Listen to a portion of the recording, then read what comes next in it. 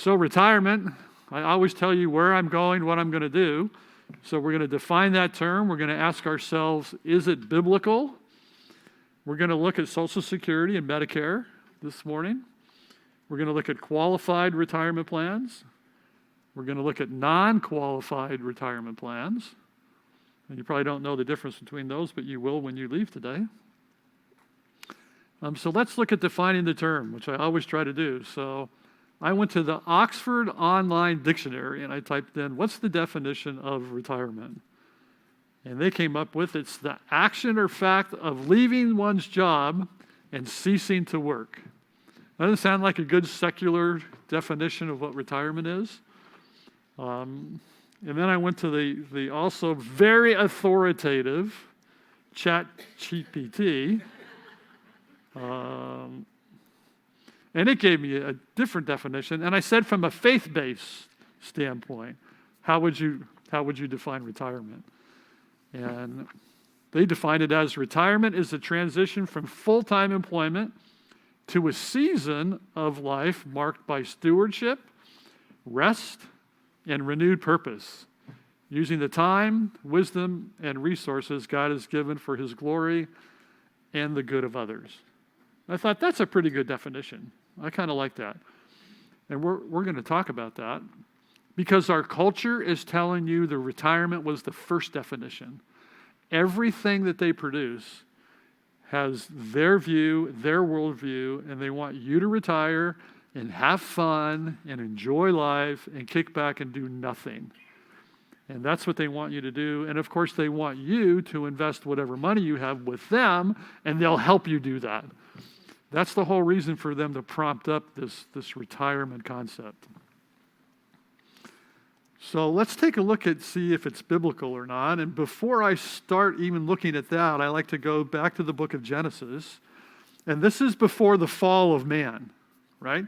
So Genesis 2:15, the Lord took the man and put him in the Garden of Eden to work it and to keep it. So that's kind of our primary responsibility as human beings, made in the image of God. We're supposed to work, and we're supposed to keep whatever God has entrusted to us. And so whatever we talk about, whether you're not in retirement or you're in retirement, God has put you here to work. And most of you know that. What are the statistics when people retire and they have nothing to do? What happens to them? Many of them die because they have no purpose, they don't know what to do, they're just kind of lost in a sea of life. Psalm 92, 12 to 15 starts out, the righteous flourish like the palm tree and grow like a cedar in Lebanon. They are planted in the house of the Lord, they flourish in the courts of our God. So when we look at people, the righteous people, they're going to flourish. God is going to allow you to flourish at what you do, especially if you keep your mind on the house of God and in the courts of our God, which is, you always hear around here, you should have a ministry, you should have a job, you should be actively involved in either men's Bible study, women's Bible study, and HFG, not necessarily all of them, but you find your niche and you do what you can do. It goes on, they still bear fruit in old age. That's what I wanted to lock on, is even when you hit this retirement stage, you're still going to bear fruit. You're going to work, and you're going to bear fruit. So I could just stop there and say, go bear fruit. Just bear fruit in your ministries and your lives and everything that you're involved in. They are ever full of sap and green, which means God has provided, health to you. It provides sap and green to trees and flowers and plants, and it'll provide sustenance to you, and it will allow you to do your work. And why? To declare that the Lord is upright. He is my rock, and there is no unrighteousness in him. So I love that biblical definition. I think it's great. Proverbs 27, 23 to 24. You're going to hear me use this when we go to our budgeting session, but know well the condition of your flocks and give attention to your herds. For riches do not last forever, and does a crown endure to all generations. So not only are you supposed to work hard and be productive and be fruitful, You need to pay attention. You need to study. You need to know what you're doing, whether it's budgeting or retirement. I'm here today to help you a little bit with the retirement part of that. But you need to know the condition of your flocks or your retirement accounts or your savings or whatever financial area is troubling you. But wait, there's more. Sorry about that. Proverbs 27, 23, and 24, we did that. I didn't talk about Proverbs 21:5. The plans of the diligent surely lead to abundance, but everyone who is hasty comes only to poverty. So we're charged, to be active and to be diligent in all aspects of our life, including the retirement part. All right, so another question that comes up as we talk about this topic in general is, well, when? When can I retire? People come into my office from time to time and they say, or they make appointments, I want to come in and I want to ask you if I have enough money to retire. And my first question is going to be, after I tell them, I can help you with that because I know spreadsheets. And you can tell me how much you spend and how much money you have, and we can look at your retirement accounts, but you have to tell me when you're going to die. Because I can't help you unless I know exactly when you're going to die. And so we'll talk about that in a little bit. But there's Psalm 90:10, and it tells us the years of our life are 70, or even by reason of strength, 80. Yet their span is but toil and trouble. They are soon gone, and we fly away. Now, this was written a long time ago, and you've known in our culture, some people don't live quite as long. Today, maybe that's a good rule of thumb. I mean, I'm glad I lived to 70. I hope I can live to 80. But for the older people in the crowd, you're getting to the end. So there you go. You're going to be 70 or 80 if you have strength. Or Moses at 120 that had the vigor that he had when he was a young man. Then Numbers 8, 23 to 26, another one of my favorites to talk about when we talk about work. So the Lord spoke to Moses, saying, this applies to the Levites from 25 years old and upward. They shall come to duty in service of the tent of meeting. So the Levites served in the tent of meeting. And from the age of 50 years, they shall withdraw from the duty of the service and serve no more. So when they're 50, they retire. No. They minister to their brothers in the tent of meeting to keep guard, but they shall do no service. Thus shall you do to the Levites in assigning their duties. So when they're 50, they go work for the gatekeepers. I don't know, do we have any gatekeepers here? No, but we have a ministry here, gatekeepers. They keep the gate. And that's what these people were doing. So you could take that to be whenever you do retire, you move into ministry doing as much as you possibly can for the kingdom of God. So there you go. Maybe it's 50 that you retire. So part of defining the term, this is going to be a quick review, is we have to remember stewardship. So when we're looking at retirement, you're still a steward in retirement. And we looked at a couple things real quickly. I'm going to run through them. You need to steward your life, which is your purpose. What is your purpose in life? What is your giftedness? And you need to be a great witness, right? You need to be a great witness during your retirement. So your life has a purpose. You have gifts that others don't have that you can serve the church in, and you can witness to those around you by doing that. We looked at Holman's Illustrated Bible Dictionary, which talked about stewardship, that said responsibility to manage all the resources of life for the glory of God, acknowledging God as provider. That's what we do at every facet. Stewardship doesn't go away when we retire. It becomes a really important part. We're to steward the mysteries of God, our lives, our families, our health, our relationships, the earth, income, and our stuff. Right? We talked about that. And I think I talked about this book. Did I talk about this book last time? Yeah, there were 3 books that I thought were really good. John Piper's Don't Waste Your Life. He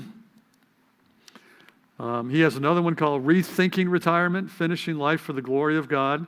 Those are both great books. Men's Bible Study did Don't Waste Your Life, I think, last summer.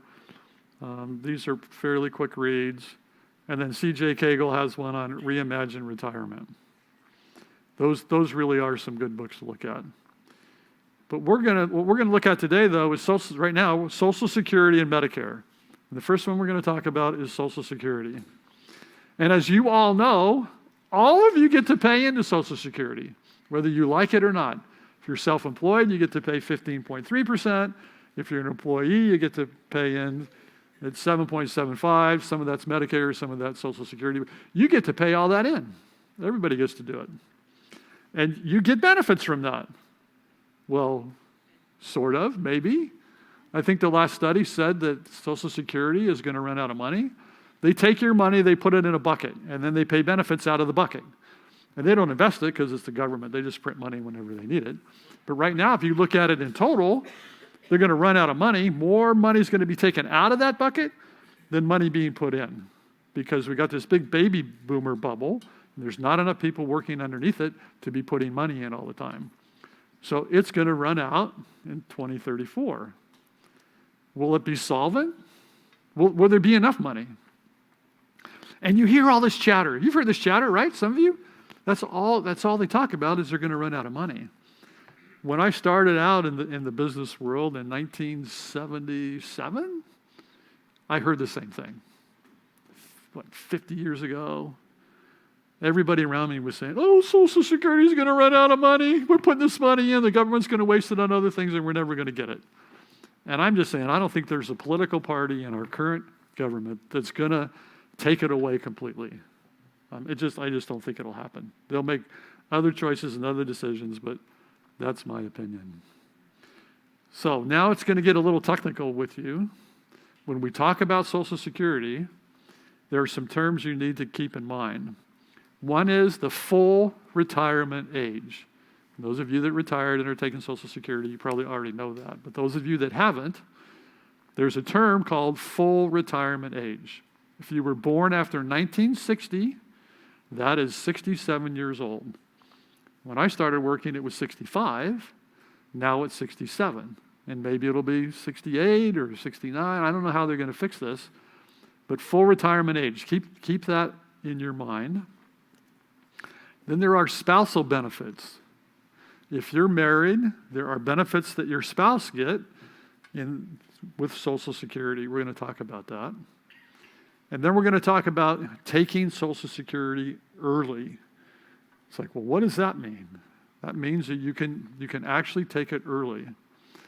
So I found this little chart that said you can actually begin taking Social Security when you're 62 years old. But it's going to be 70% of the full retirement number. If you wait till you're 63, it'll be 75% of your full retirement amount. If you wait to 64, it'll be 80, and so on, until you hit 67. And I'm lumping these together. 67 is the normal full retirement age. Again, if you were born after 1960. If you were born before that, it might be a little bit earlier by a couple months. So you can take it early. Excuse me. But you can see that there's a little penalty associated with it. But that's what the chart looks like. I'll also add for you techie guys that if you take it early and you make more than $24,000 a year in income, for every $2 or more that you make over $24,000, the amount they're going to give you is going to be reduced by $1. So if you end up making $200,000 and you take Social Security early, you know how much you're going to get? You're going to get zero. You're not going to get anything. So there'd be no reason, if you're continuing to work and you're making a lot more than $24,800, for you to take it early. Now, this is where we get into opinions too. So I will tell you, there are other people that will say, take it anyway.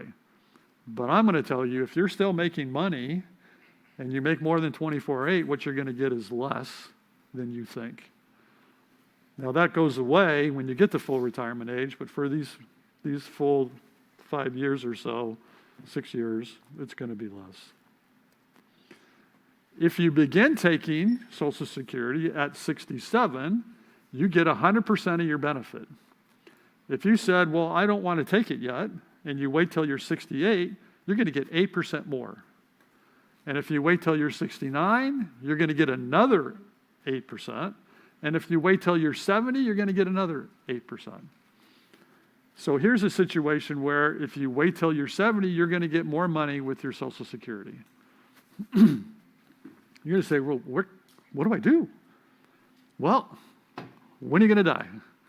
It just gets back to that. But I found this cool break-even chart.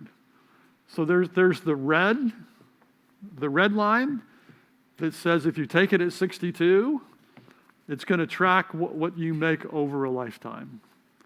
If you take it at 67, which is full retirement age, that's the blue one.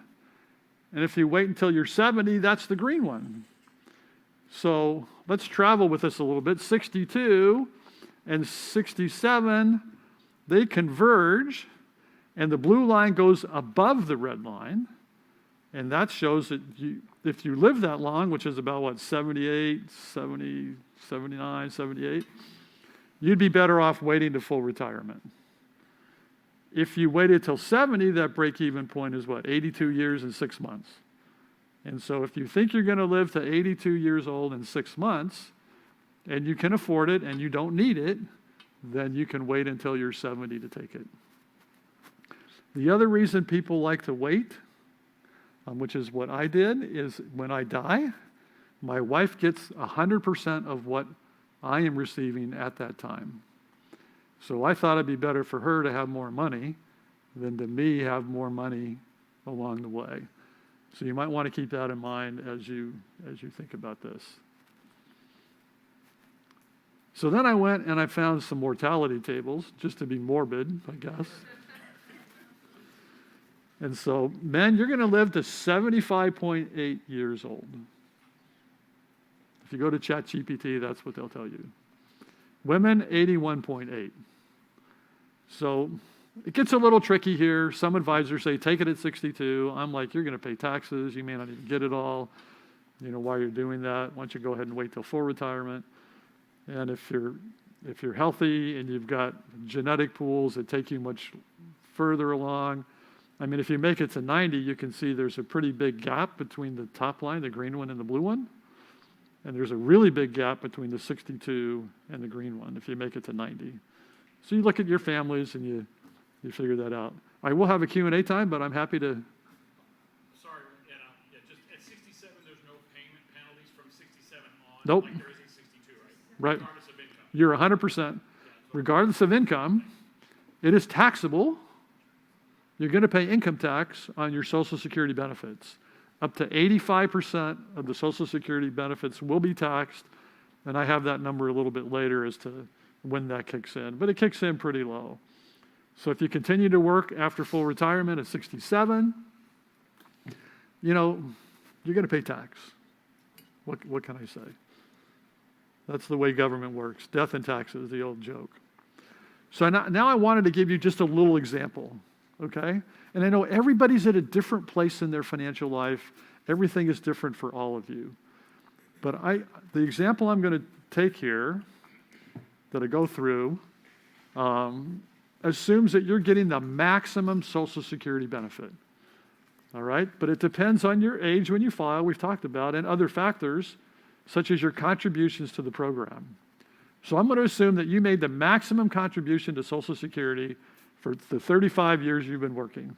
So these are for high earner people, which for 2025, you pay Social Security taxes up to the first $176,000.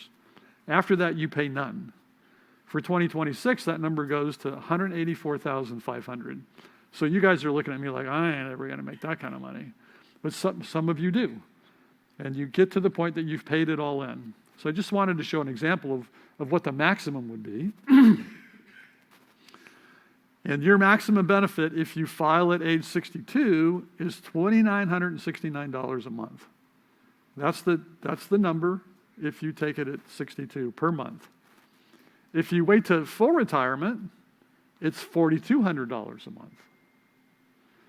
If you wait till you're 70, it's $5,181 a month. So just to put it in real numbers, and again, these won't be real for you. It might be real for some of you. But if you happen to contribute all along at the maximum amount, this is what the differences would be. Does that make sense? Everybody tracking?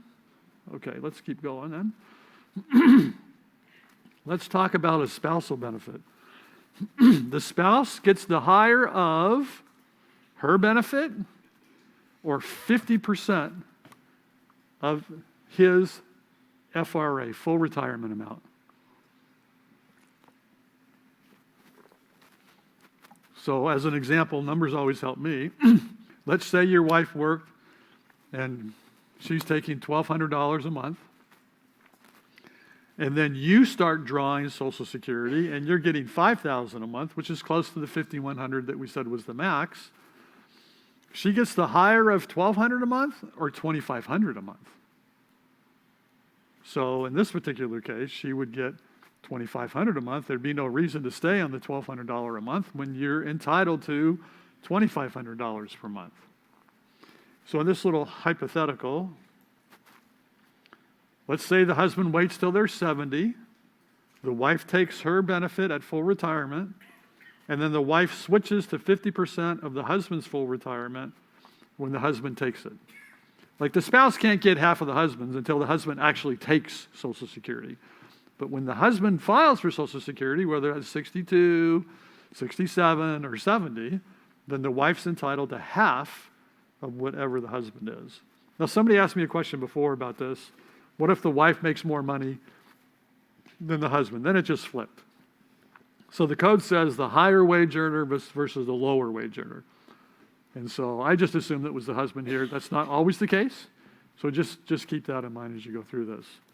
So in my example before, I said, okay, well, from 67, full retirement age, to 70, the wife's going to take $1,200 a month. And the husband's taking nothing because he's decided to wait. So the total monthly income is going to be $1,200 a month. When you turn 70, the wife's benefit has now probably gone up. So every year, the federal government adjusts the amount of Social Security that you're going to get. And it's by the cost of living adjustment. COLA is the short for that. And there's nothing you can do about it. When inflation was 9%, everybody that got Social Security got like a 7 or 8% increase in their monthly benefit. From 25 to 26, it was 3%. So I assumed the wife took it at $1,200 and then it grew at 3%. So now at 70, she's getting $1,520. Half of the husband's benefit would be $2,100, assuming a $4,200 benefit. And I know the numbers aren't quite exactly here, but the husband would get $5,100. So they might get somewhere around $7,000 as a couple if the husband waits to full retirement and the wife takes half of it. And that's a lot of money. That's $87,000 for the year.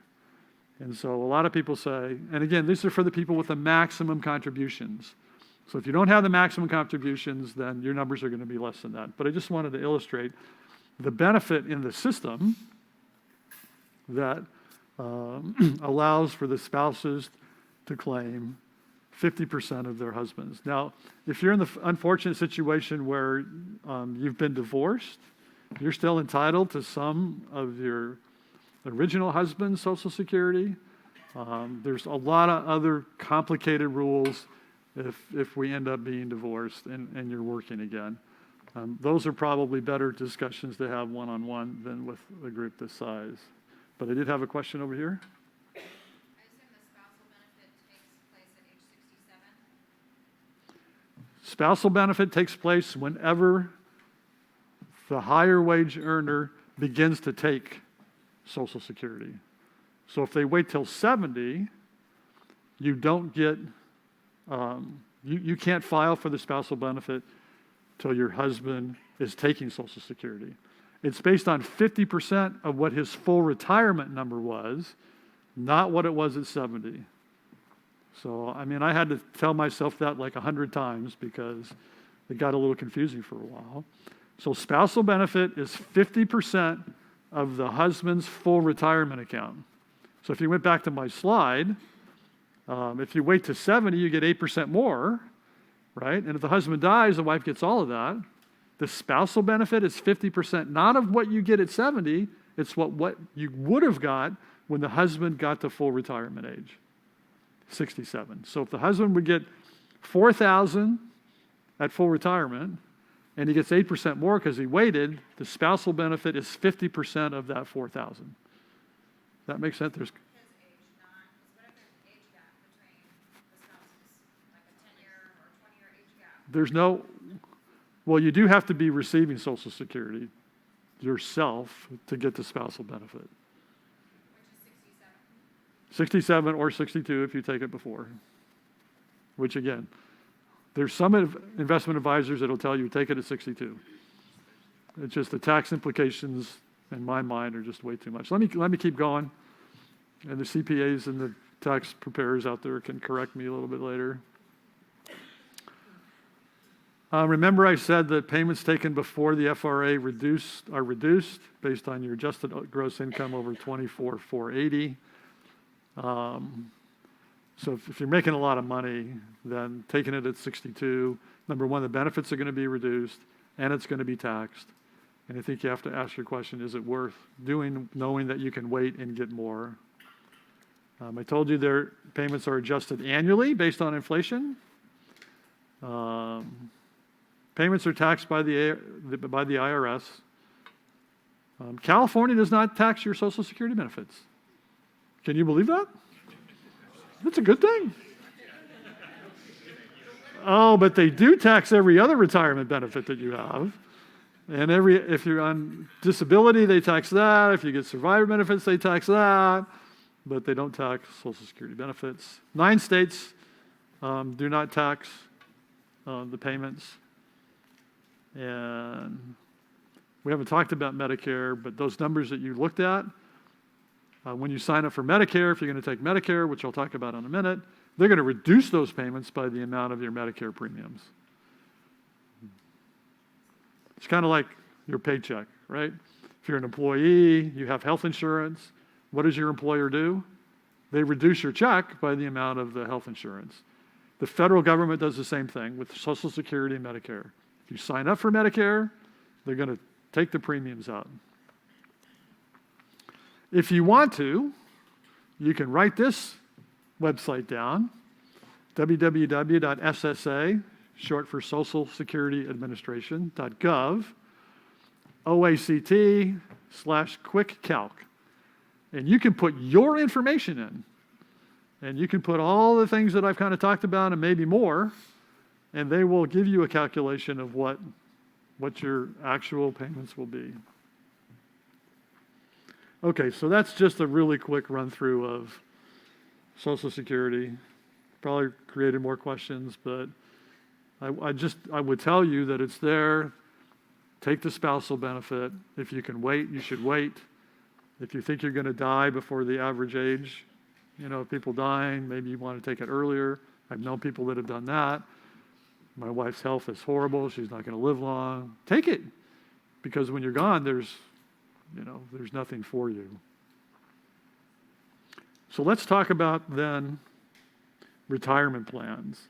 And the first category I want to talk about are qualified plans. And qualified, that's a term that the IRS has, which means your employer can deduct the cost of it. It's qualified, it's legal, it's not the Rick Talcott retirement benefit plan. But these are legitimate plans. And the first one that I like to talk about are pension plans. You've heard people say, oh, I've got a pension. And there aren't many of those left.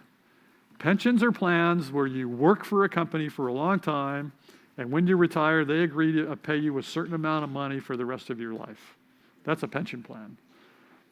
And our whole country and culture has moved away from those because they're very, very expensive. You'll see a lot of public servants in California get those, like school teachers and policemen and firemen.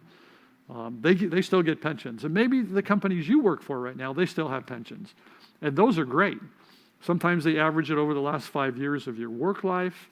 And they say, oh, well, the average you worked was $200,000, you get a pension of $200,000 for the rest of your life. And you didn't pay anything for it, and it was a wonderful thing. Again, there's not many of those, but just so you know, there still are some of those out there, and they're great. Then that's why it's called defined benefit. They're defining the benefit for you in that pension plan. The other category is defined contribution plans. And you all know these as like a 401k, right? Or if you're in a nonprofit, it's a 403b. And that's where your employer would come to you and say, if you put $50 in your retirement plan, we as your employer want to make sure you have money in case Social Security isn't there. We'll put another $50 in. So then you'll have $100 set aside in your 401k. It gets shipped off to Vanguard or Chase or American Funds or somebody, and they invest that over time on your behalf. And then when you retire, you're able to pull that money out. But it's a defined contribution. Lots of companies match. Some companies match at 1% or 2%, 6%, 10%. Some of these companies are going to be motivated for you to do this, and they want you to work there, so they design their benefit plan to give you this option. So there's 401ks and 403bs. The IRS has specific amounts every year that you can contribute tax-free. So I think it's $28,000 this year as the maximum match. That changes every year. And so I don't know what it is for 26. There's been catch-up provisions. So you get $28,000. If you're over 50, they let you do more. And so before they would let you do another $8,000. And so if you're getting to the end of your career and you wanted to put more money away tax-free, then you can do this. There are new rules now. They're called catch-up rules. And I think I have a separate slide on that a little bit later. Over 50, I said, was 8,000. Oh, yeah, here's some of the new rules. If you're 60 to 63, the catch-up is now 12,000. And so if it's 28 and you got another 12, you just put 40,000 away into your 401k or 403b. It goes off and earns money. And then when you retire, you get some of that back. We'll talk about the tax implications in a minute. That was good for seniors. That was part of the one big, beautiful bill that passed, is they changed the catch-up rules. If your FICA wages, your Social Security wages were over $145,000, then the catch-up goes into a Roth. And I'm going to describe the differences between a Roth and a regular 401k. So individual retirement accounts, they're usually what we call tax deferred. So when you put your money in up front, you pay no income tax on that. And then it grows and it grows and it grows and it grows and it grows. When you pull it out, guess what you get to pay? Income tax. Right? There's another option called Roth, just like with IRAs. Most employers now have Roth options. You can tell them, like Compass Bible Church has this, I want to do 6%, and I want it to go into a Roth retirement account, my 403b or 401k. And it grows and it grows and it grows and it grows and it grows and it grows. And when you pull that out, how much tax do you pay on it? Nothing. Because you've already paid your tax when it went in. And so you have decisions if you sign up for these, because it's kind of pay the taxes now or pay the taxes later. When I was growing up, they didn't have Roth options early on. And so most of my generation was doing the tax deferred. But the theory was when you retire, your tax rates are going to be low. And the reason that they're low is that you're not working. But if you worked and you hit the Social Security max, you're going to get $84,000 a year if you're married. You're going to have income, and you're going to have income from when you pull money out of those. So those are great things to think about. I urge you to take advantage of those.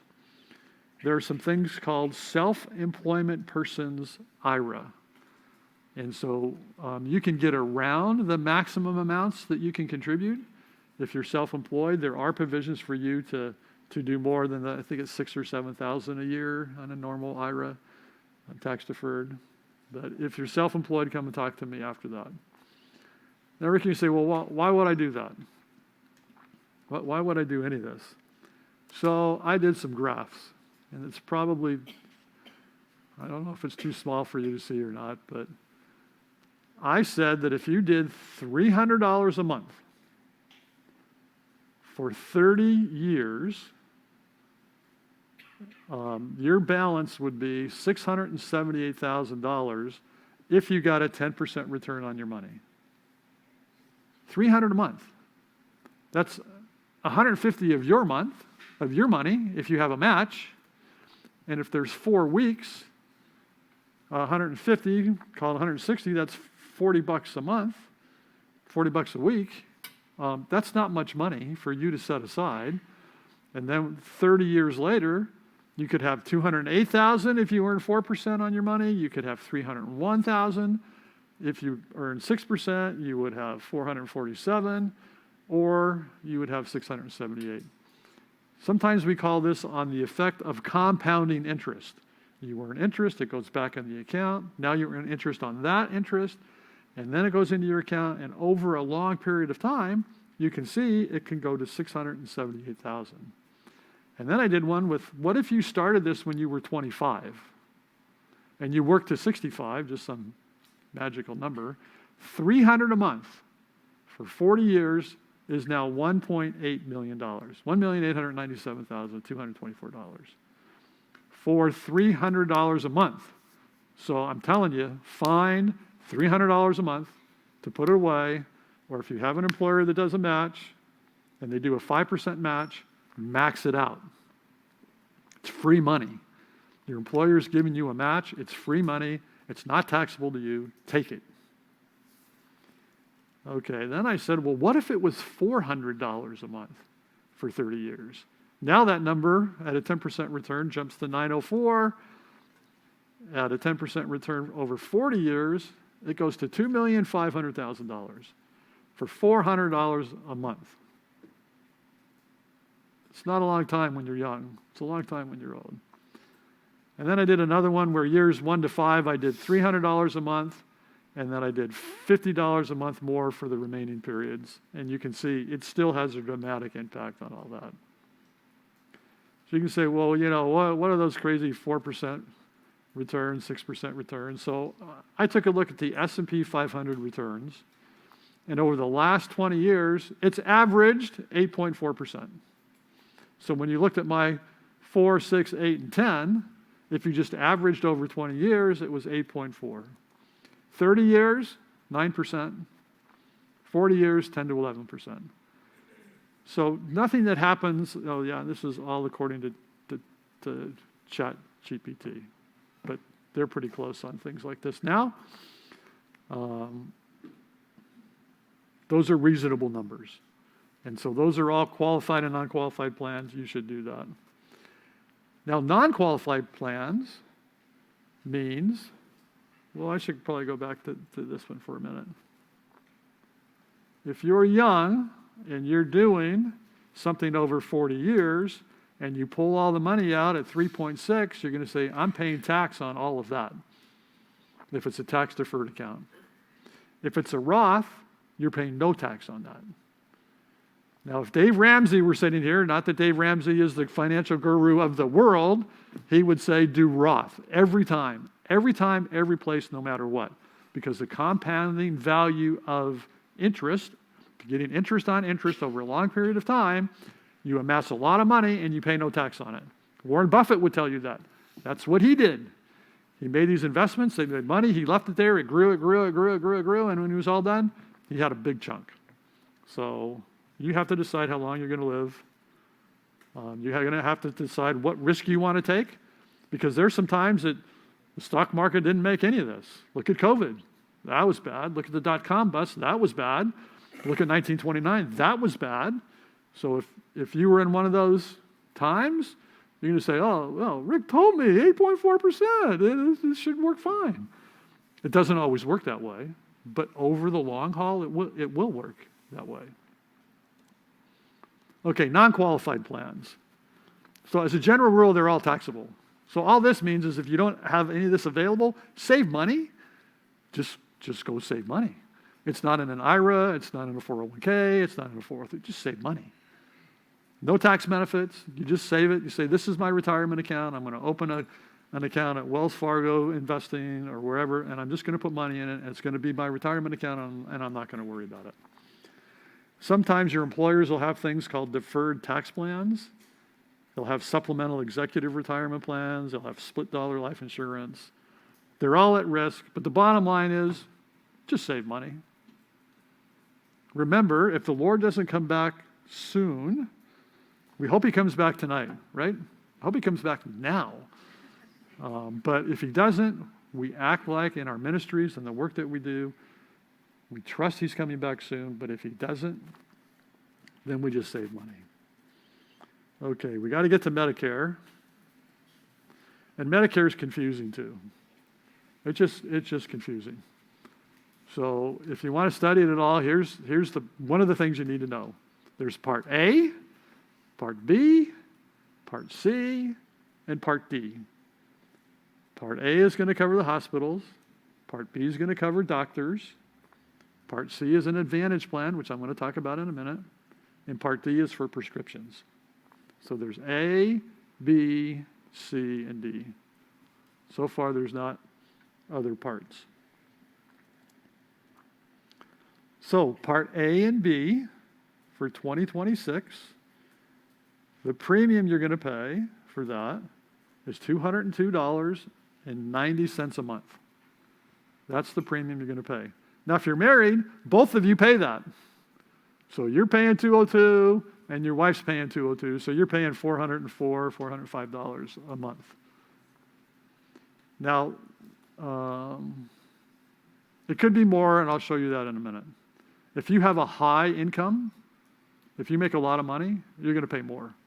It's called IRMA, I-R-R-M-A. They're going to adjust that. And they're going to say, you're rich, and you shouldn't have to pay what everybody else should pay. You have to pay more.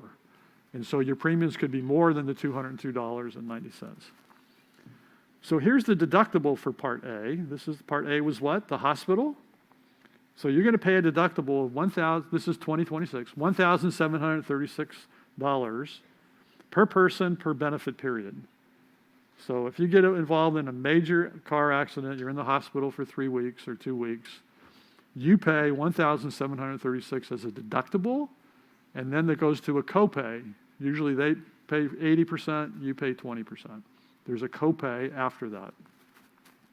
The benefit period, it's $1,736 per benefit period. The benefit period relates to an event. So if you get in an accident in January and you're in the hospital for a while, you recover, you're out, you have another incident where you trip and fall and you're in the hospital again, that's a new benefit period. So this is not per year, this is per benefit period.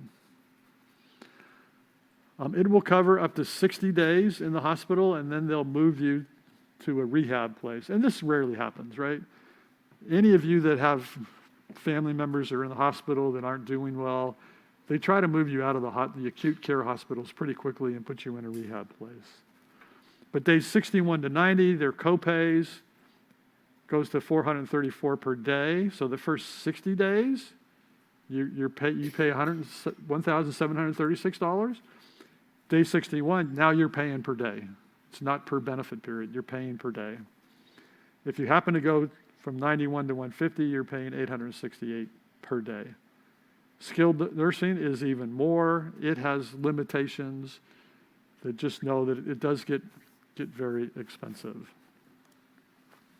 So I told you there was this thing called IRMA, and IRMA is based on, basically I tell people they're adjusted gross income, but it's really a modified adjusted gross income. So in column 1, if you're single, the first bracket is if you make less than $109,000 in the modified adjusted gross income, and everybody has adjusted gross income on your tax return. You go back and look at your tax return, there's a line, it says adjusted gross income. Generally it's modified if you have tax-exempt interest income. They add that tax-exempt interest income to your adjusted gross income. But for most people, it's just adjusted gross income. If you're married and your adjusted gross income is less than $218,000, then your premium's $202.90. But if you're married and your adjusted gross income is between 218 and 274, now they're charging you more. Because remember, you're rich. You should pay more. If you're between 274 and 342, see, I'm just tracking the second column there, MAGI for married filing. If you make, which I'm not sure anybody here does, that makes more than $750,000 in a year, your Part B premium is $689,000. So $689, per month. But anyway, right now for most of us, it's $202.90. They take it out of your Social Security. But just know that sometimes they call this the hidden tax. You know, if you have some capital assets that you sell and you have a big capital gain and all of a sudden you bumped over one of these, Social Security Department's going to get it and they're going to charge you more for your Medicare premiums. Okay, Part B are the doctors. They have a deductible. Part A, I talked to you, was about hospitals, Part B. So you pay $283 per person per year. That's a pretty good deductible. Part C was called Advantage plans. And these are HMO type of plans that bundle a number of benefits. You make one payment per month. They pick up all these other payments that we've talked about. You pay one payment per month. Most of your deductibles are covered. And they're called Advantage plans. And so the government has allowed these health insurance companies to come in and offer you an Advantage plan where they're going to bundle everything together and make it a little more affordable for you. And so that is something that you will look at. We'll look at the other option you have in just a second. On Part D, remember I'm just trying to go now through Part A, B, and C. More to come on C. Part D, you have a deductible of $615 per person per year. So if you're on any meds at all, the first $615 per person comes out of your pocket. Then you have copays until you've spent $2,100 per year on prescriptions. Once you hit $2,100 per year, the government pays for everything else. So with me, I hit that $2,100 every year. My wife, she doesn't really hit that one because she's healthier than I am. So I wanted to talk about the Advantage plans. I told you they function like HMOs, and there are a lot of them. These are the ones that you see the commercials on in October and November and December because they're really trying to sell you on this plan. They even bundle benefits like vision and dental. A lot of them have free gym memberships, and they want to get you in this. It's an HMO type plan though, so they're going to assign you a doctor, and you go to that doctor. It's not like a full PPO where you just go to anybody you want. You have to go to that doctor, he has to refer you out, and that's how HMO plans work, health maintenance organizations. And there are some of you in this room that I know that are in these plans, and they love them because the doctor they picked, they like that doctor knows you, it's your doctor, and you don't get bounced around to anybody else, and they have a good view, it's like a general practitioner, and they bundle a bunch of these things together. Once you're in these, they're very hard to get out of. So when you hit Medicare and you file for it the first time, you have to make this decision. Am I in an Advantage plan or I am not in an Advantage plan?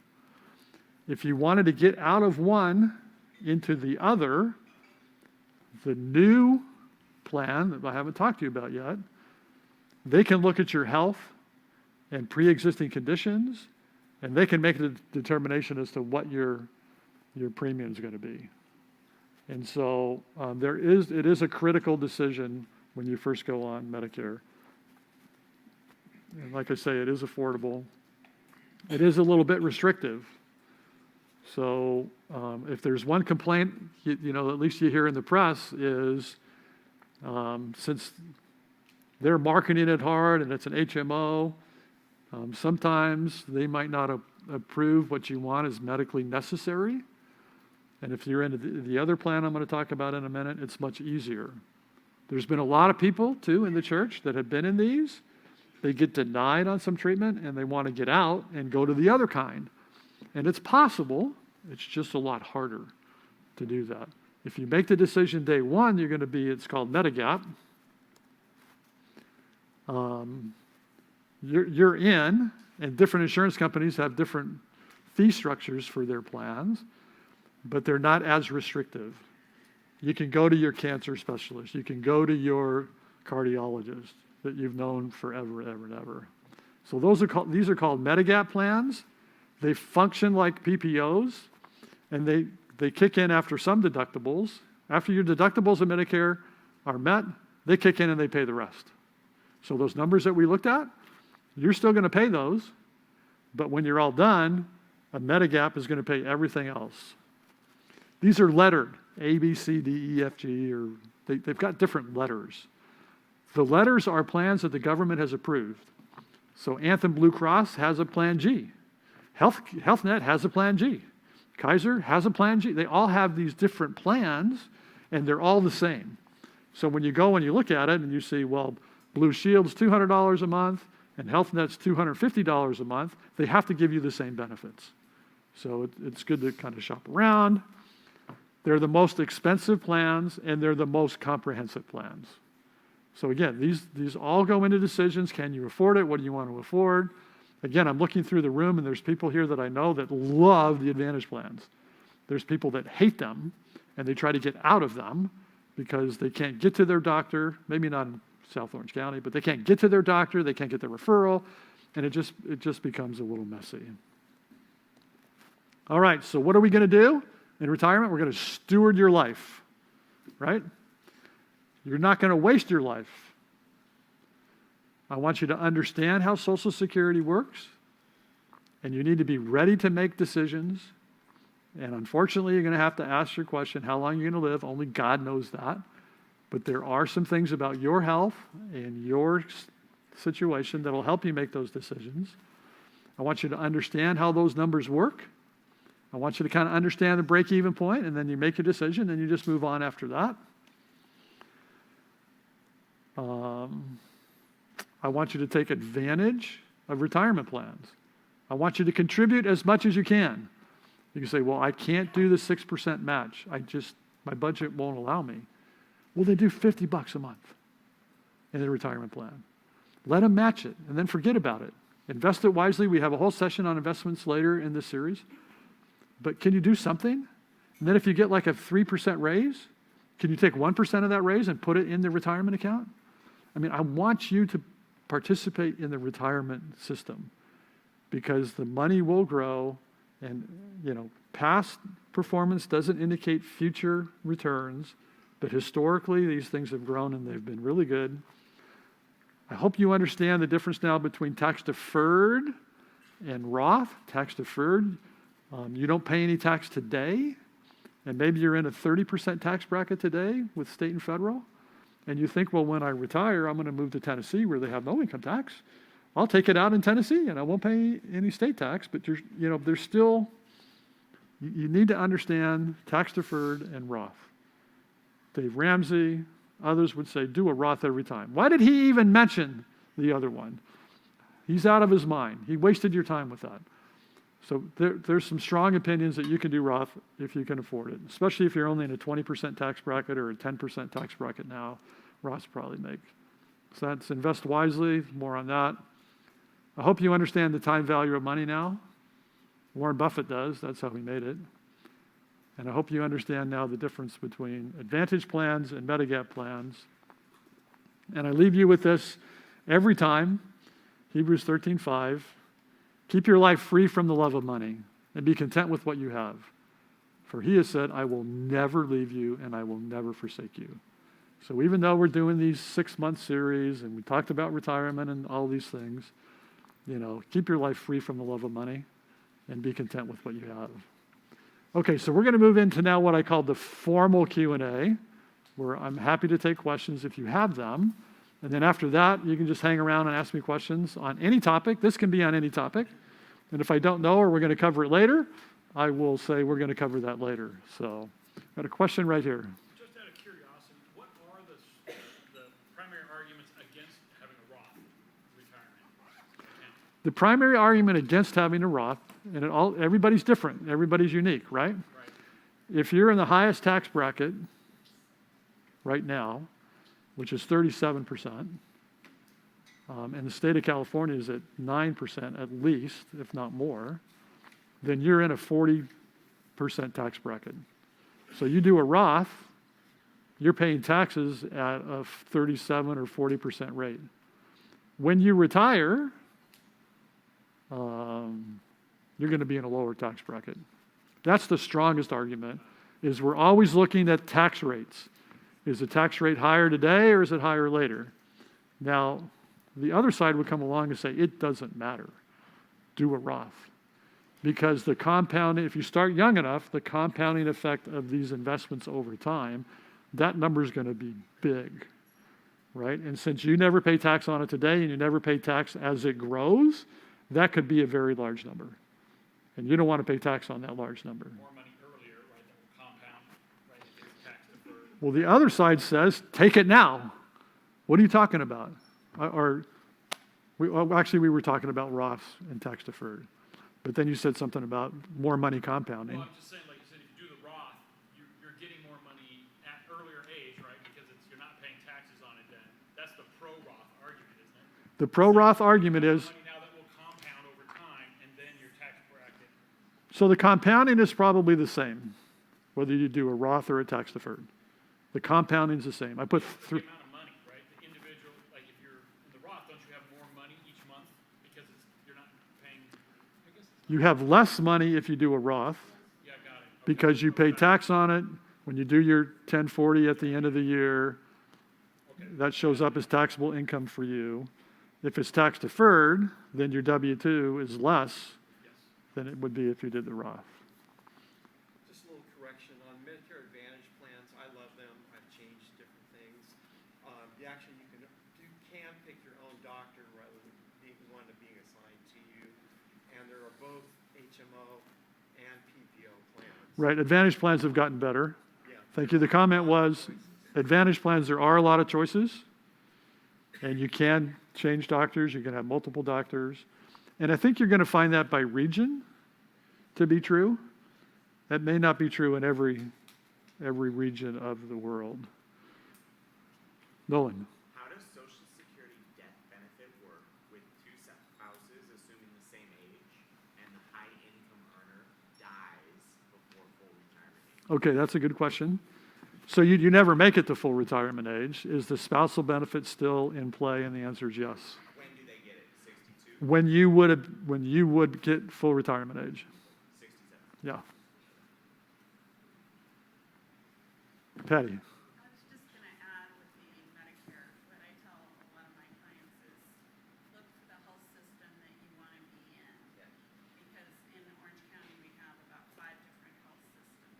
Kaiser, UCI, Providence, Saddleback. Memorial Care. Yeah, look for the health system that you prefer or like or are familiar with, and then look for a program that might be in. Right. If you've been in one of those, like if you've had Memorial Care doctors or Providence doctors all your life, and they're in a certain Advantage plan, and you can pick that system because you don't want to change because they have your whole history, then do an Advantage plan.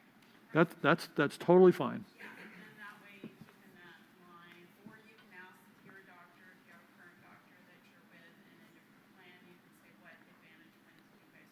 I didn't mean to knock Advantage plans. No. I'm telling you what. You do get locked in, you're absolutely right. You get a little more locked in, and it is hard to switch. It's hard to switch. I mean, there's a gal here that you all know that had to switch for something, and it was very, very difficult and time consuming. And then you're waiting for that whole switch to happen, and you're worried that you're going to die because you need this very strange thing that your Advantage plan wouldn't take. I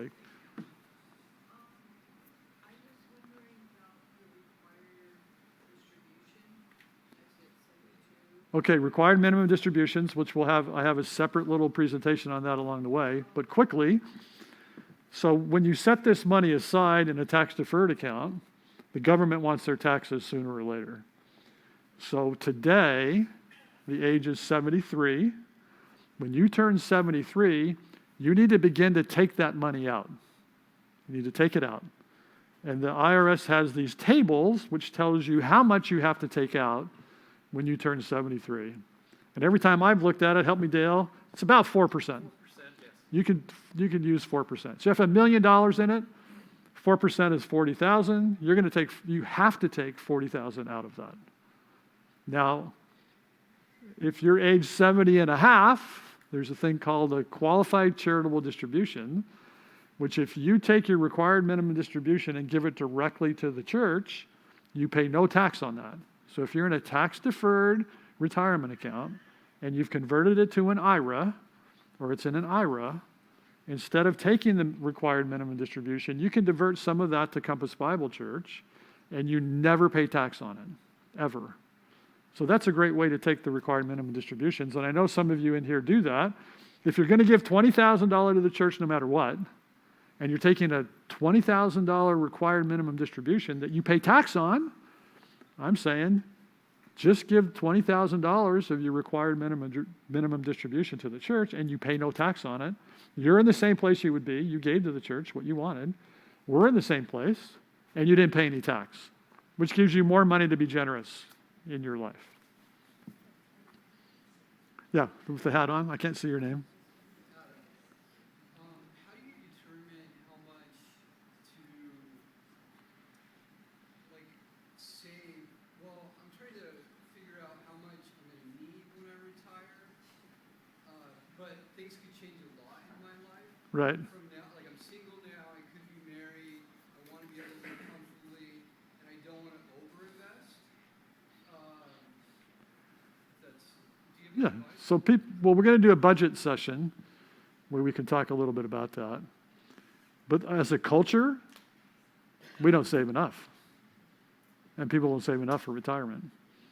So statistics say, I don't know if it's true or not, that you're going to spend less when you're retired.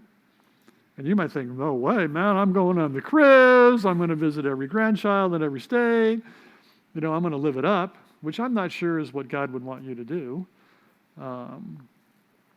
But I do think you'd end up spending a little bit less. I've been retired for a year, and I think semi-retired for a year. I think we're spending less. We don't care to go out as much. We don't eat as much. We don't do entertainment. We're not hauling kids around to Disneyland and things like that. You end up spending less. So there's not a hard and fast answer to that. It's going to be unique for everybody. If you wanted to come in and talk to me a little bit more in my office, we can talk about, well, how much should I put away? But with the compounding value of money, if there's a way that you can participate in your employer's retirement account, you should do that, and you should do it to the match because that's free money. Now, some of you can't. I made that same spiel every time we hired a new employee at Compass Bible Church, and it's like, I can't do that. I said, okay, well, let's see if you get a raise. And then I say, so you're not in the plan yet. How come? Well, the raise just went for my rent because the rent went way up. And I'm just thinking, when you look back and you can think, couldn't I have found $50 a month? Just $50 a month. And then, things may change as you go along. Great question, though. Yes? My company offers like an HSA plan as well, whole savings account.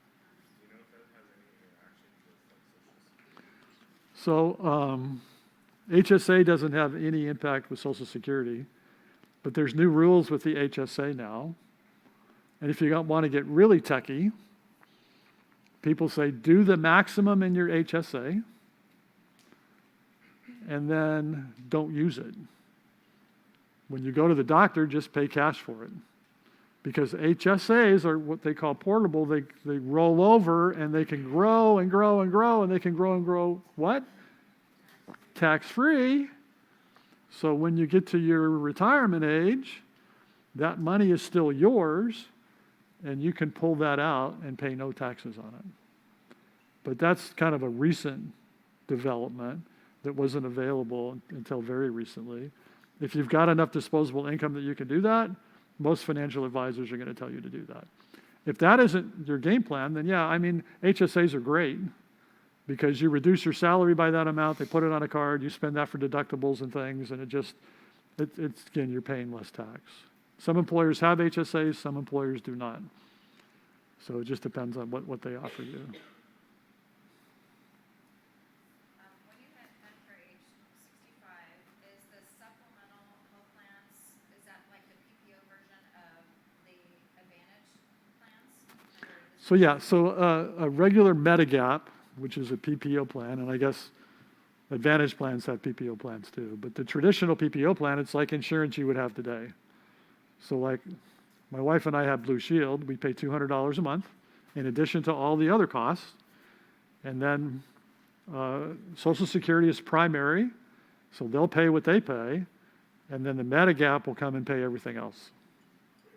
So the 80-20 sharing, that you don't ever have to pay your 20%. It's like every other traditional PPO health plan that you might have. Go to any doctor anywhere, anytime. So if you have unique health situations and you just want to stay with that oncologist or that cardiologist, and they're in the system that you're in, and you can't find them in an Advantage plan in your area, then I would say you could make that decision. There's a whole industry out there, right, that will help you with this, right? I'm trying to just get you to start to think about it. When it comes to that time, they'll run you all the reports that they can and tell you what the doctor's list are, what it's going to cost, and try to help you make that decision. Just remember, they're going to move you to an Advantage plan because it's cheaper and they get a higher commission. Their commission's probably, I don't know what it is, but it's a lot higher than they get on a Medigap plan. And that's usually a little indicator for me that there must be a reason that the insurance guys get a lot more money when they sell an Advantage plan than they get when they sell a Medigap plan. But there are consultants that do this for free, insurance companies, because the agent, someone's making a fee whether you do an Advantage plan or you do a Medigap plan. And they're there to give you all the information you need. I would just say be a good consumer when you go on and make sure you ask as many questions as you can with some of that. Yes? So different employers have their various 403B or 401k Right. programs. So if you change employers, do you have thoughts on moving your 403B? Great question. Things like that, or if you get So when I hired people at Compass, I would say, in the unlikely event you're no longer employed here, and you go to work for Saddleback, which would never happen. I shouldn't say that. Can we delete that out of the recording? You go to another church, right? And they have a 403B. And then you start putting money away in that 403B, and now you have two 403Bs.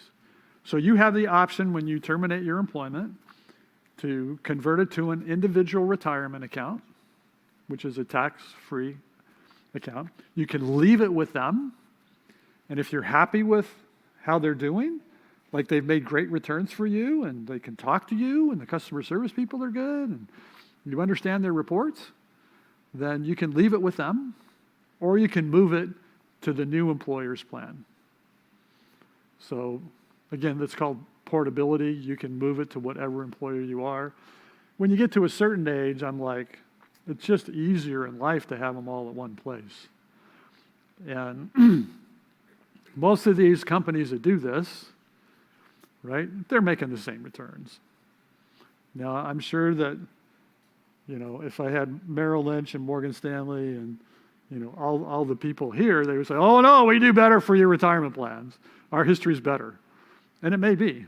But when we've had a year like we've had this year in the stock market, everybody's plan's done great. You're all looking at your statement saying, wow, this is awesome. And then when the market goes down 20% and you're looking at your statement and you say, I just lost 20%, you're going to hate them all. So, a rising tide will float all the boats. There could be some that are better relationship-wise, and they'll listen to you and talk to you about risk, but you can combine those. Those are totally combinable. That's the beautiful thing about it. What's the process of combining them? Are you just contacting? It's a form. It's a form. You go to the new one and you say, I want to transfer it.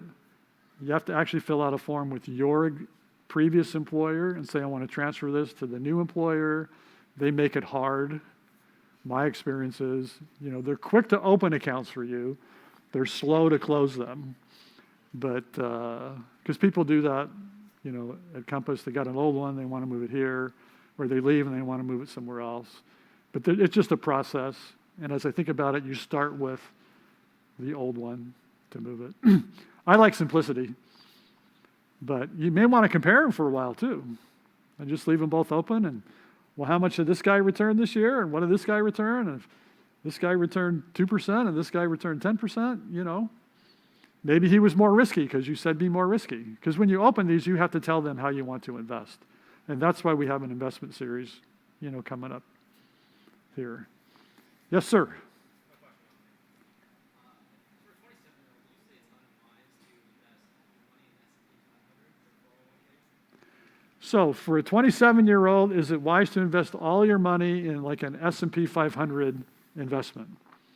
I've told you every time I've talked to you, I don't make investment advice. Because if you do it and then it explodes, then you're mad at me, you're mad at the church, and I just don't want to go there. Now, I would tell you that experts would say, if you're going to try to be here we are doing the whole investing series here in Q&A. You probably can't time the market. Some of you may be day traders and you think you can time the market and you made a lot of money because you bought Bitcoin at $1,000 a Bitcoin. I mean, I don't know. I can't engage in conversations like that. The S&P 500 is a reasonable fund to invest in. There's ETFs, there's mutual funds. Vanguard has them, VOOO or whatever. There's been a guy I've been listening to lately, and he says, take 2 years of your savings, forget about retirement, take 2 years of your savings, put it in a money market account, put the rest in the S&P 500, and don't look at it. And don't change it. So leave it alone.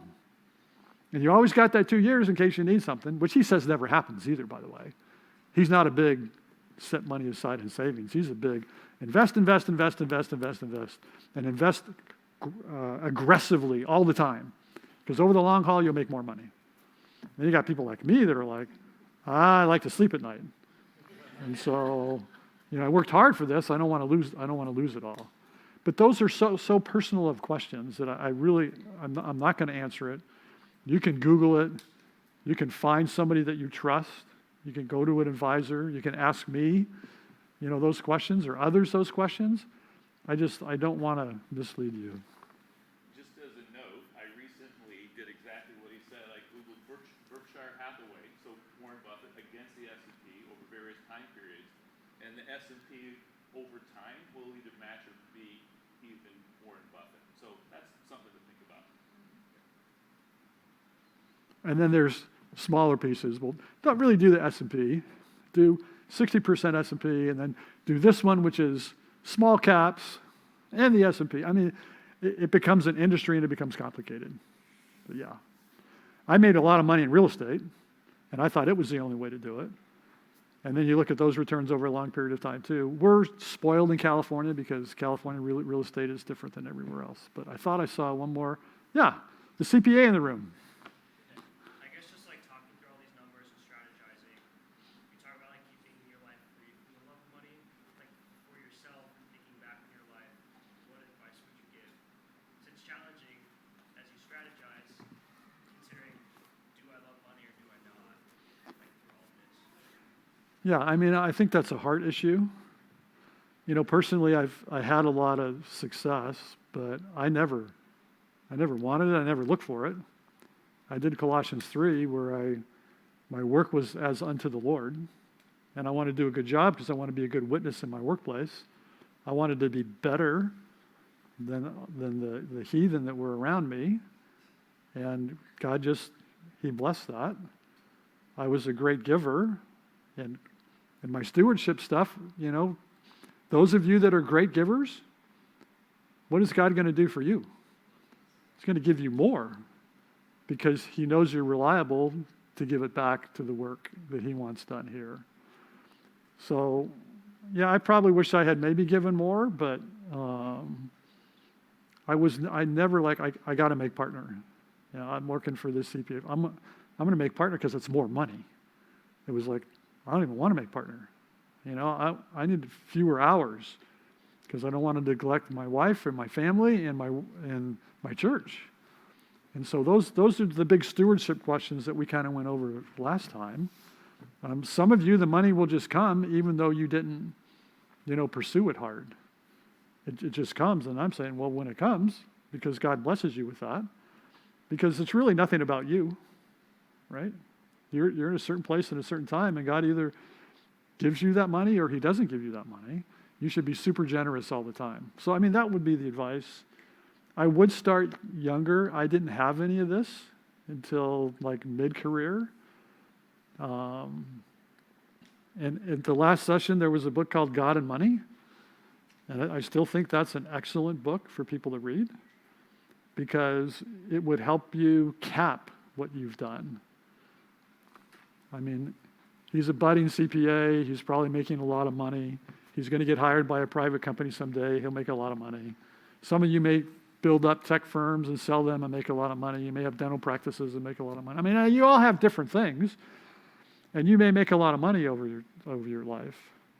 And the God and Money book is really good for you guys, for you that have that situation, because he'll help you cap what you make. He'll actually tell you what the number is that you need to live.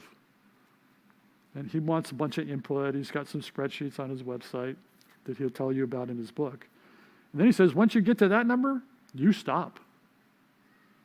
And everything you make over that, you give away. Everything. You've heard of the stories, I gave 10% until I became rich, 10% to the church, I consumed 90%. Then I made money and I gave 90% to the church, and I consumed 10%. And that's easy to say for Bill Gates, right? But for most of us, I would just say, I think when you look back, you'll wish that you had saved more. And then we're going to talk about estate planning, and I'm going to say, you've been great givers while you're alive. You should be a great giver when you pass away. But more on that in next month's session as to how you can, if you stumble into a lot of money, do you necessarily default and give it to your children, which is biblical. But we'll talk more about that then. But I don't know if that answers your question or not. It's like Pastor Mike says all the time, what regret will you have from a spiritual standpoint when you get to the end of your life? What do those look like? Do you wish you had prayed more, studied the Bible more, witnessed to more people, had more ministries at the church? I think we do all the things that we can do and trust it's what God has for us. The other thing I like about that book is he got into an accountability group with 3 or 4 other guys, and they showed him all their financial information, and they were accountable. They said, look, the authors were 2 MBA students at Harvard, and they knew they were going to come out of Harvard making $250,000 to $300,000 a year. And they were afraid. They were afraid they would fall into the trap of buying a house and buying a new BMW every 3 years and wasting their money. And so they wanted someone that could look at them and say, here's my info. Here's my info. Am I sinning in any of this? Help me. And then you would show me all of your information, and you would say, here's mine. Am I sinning? And so if you could find somebody that you thought you could trust to do that and actually get honest about, your finances, I think that could be helpful to you, just to get some advice. Brothers can encourage brothers, and you can get help with that. Okay, well, we're well past the formal Q&A, so I'm going to end it. Thank you for coming. I think we're back in this room on January 10th, and we're going to look at some of the estate planning things that, again, I covered at the End of Life series, but there's things I'm going to take out, and there's some things I'm going to add. So let's pray. I'll send you on your way, and let's do that now. God, thank you for the people that came. Thank you for each one of them. I pray that they got nuggets, and even as Hebrews said, keep your life free from the love of money. If they do some of these things, help them not to fret about them, help them not to worry about it, help them to set it aside, just knowing this is probably good. and knowing that you're in complete control of every aspect of our lives. And we pray you continue to do that as we yield to you, and give us a great Christmas season as we honor you and your birth. And we thank you in Jesus' name. Amen.